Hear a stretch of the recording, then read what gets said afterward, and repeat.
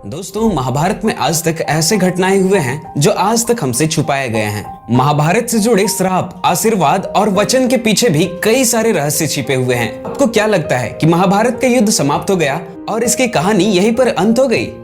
असल में महाभारत की कहानी तो युद्ध के बाद ही शुरू होती है। आखिर आज तक अश्वत्थामा क्यों जीवित है? इसके पीछे का असल वजह क्या है? इन सब के पीछे एक बहुत बड़ा कारण है जिसे शायद ही आप जानते होंगे। बहुत सारे लोगों ने मेरे पिछले वीडियो में कमेंट किया था कि भारत के लोग ही अंधविश्वासी हैं। इन्हें ही लगता है कि अश्वत्थामा आज तक जिंदा है। तो मैं तुम्हें बता दूं कि मेरे दोस्त, थाईलैंड के लोगों ने अपनी राष्ट्रीय ग्रंथ रामायण को माना है। वे भी इन चीजों पर विश्वास करते हैं। इसका मतलब क्या? वे भी अंधविश्वासी हैं। दोस्तों, आज हम जिस मॉडर्न वर्ल्ड में रहते हैं वो भले ही साइंस और टेक्नोलॉजी के फील्ड में बहुत आगे निकल चुका है, मगर दोस्तों विज्ञान ईश्वर से बड़ा तो नहीं हो सकता है। आज हम 21st सेंचुरी में रहते हैं। हाँ, मैं मानता हूँ कि आज का ये समय साइंस और टेक्नोलॉजी का समय है, पर विज्ञान ईश्वर से बड़ा नहीं है। अगर विज्ञान ईश्वर से बड़ा होता तो वो हर एक चीज का पता लगा लेते, जैसे ह्यूमंस के बॉडी में ऑर्गन्स कैसे ऑटोमेटिकली डेवलप हो जाते हैं या फिर कैसे किसी ऑर्गन में जान आ जाती है। दोस्तों, इन्हीं सब का पता विज्ञान नहीं लगा पाता है। अगर विज्ञान सब कुछ बता सकता है तो वे हमें बताएं कि ग्रहों की उत्पत्ति कैसे हुई। तो दोस्तों, चलिए आज के इस वीडियो में हम महाभारत के कई सारे ऐसे रहस्यों को आपके सामने पेश करेंगे जिन्हें जानने के बाद आपको काफी कुछ सीखने को मिलेगा।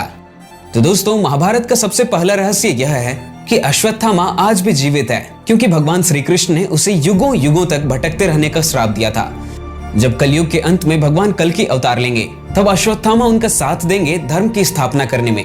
अश्वत्थामा इतने दिनों से भगवान कल्कि का ही इंतजार कर रहा है। नंबर 2, 18 का रहस्य। कहते हैं कि महाभारत युद्ध में 18 संख्या का बहुत ज्यादा महत्व था, क्योंकि महाभारत की पुस्तक में भी 18 अध्याय हैं और श्री कृष्ण ने अर्जुन को कुल 18 दिनों तक ज्ञान दिया था और 18 दिनों तक युद्ध चला। और गीता में भी 18 अध्याय हैं। इस युद्ध के प्रमुख सूत्रधार भी 18 थे और युद्ध में कुल 18 ही योद्धा जीवित बचे थे। नंबर 3, महाभारत के समय भी न्यूक्लियर बॉम्ब और एयर अटैक्स हुआ करते थे। मोहनजोदड़ो की जब खुदाई की गई तो उसमें कुछ कंकाल ऐसे मिले जिनमें रेडिएशन पाया गया था। अब सवाल यह उठता है कि उस समय का ब्रह्मास्त्र जो कि इतना विस्फोटक था, क्या वही परमाणु बम था? क्योंकि जब ब्रह्मास्त्र चलता था तब तेज गति से हवा चलने लगती थी। सभी के सभी पेड़ पौधे, जीव जंतु सभी के सभी तहस नहस हो जाते थे। तो जरा आप सोचिए कि आज का जो टेक्नोलॉजी है उससे महाभारत का समय कितना ज्यादा आधुनिक रहा होगा। नंबर 4, महाभारत के युद्ध में कई सारे विदेशी भी शामिल हुए थे, जैसे कि इस वॉर में यमन, मैसिडोनियन, अमेरिका, ग्रीक और रोमन देश के योद्धाएं भी शामिल थे। तो दोस्तों, इस हिसाब से हम कह सकते हैं कि महाभारत का जो युद्ध था वो दुनिया का सबसे पहला वर्ल्ड वार था।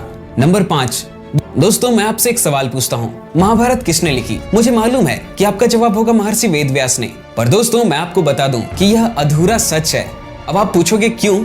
तो मैं आपको बताता हूँ। वेदव्यास कोई नाम नहीं है, ये एक उपाधि है जो वेदों के ज्ञान रखने वालों को दिया जाता था। कृष्ण द्वैपायन से पहले 27 वेदव्यास हो चुके हैं, जबकि वे खुद 28वें वेदव्यास थे। दोस्तों, इस वजह से वो वेदव्यास नहीं बल्कि कृष्ण द्वैपायन वेदव्यास थे। नंबर 6, सभी लोग यही जानते हैं कि चक्रव्यूह के अंदर अभिमन्यु की हत्या 7 महारथियों ने मिलकर कर दिया था, लेकिन यह सच नहीं है। सच ये है कि अभिमन्यु ने बड़े बहादुरी से 7 में से एक महारथी को मार गिराया था, जिससे क्रोधित होकर दुशासन के बेटे ने अभिमन्यु की हत्या कर दी थी। तो दोस्तों, क्या आपको भी इन रहस्यों को जानकर काफी कुछ सीखने को मिला? तो हमें कमेंट्स में जरूर बताएं। तो दोस्तों, फ्यूचर में ऐसे ही वीडियोस पाने के लिए हमारे चैनल को सब्सक्राइब जरूर करें। दोस्तों, मिलता हूं आपसे अगले वीडियो में एक नए टॉपिक के साथ। तब तक के लिए बने रहें हमारे साथ। जय श्री राम।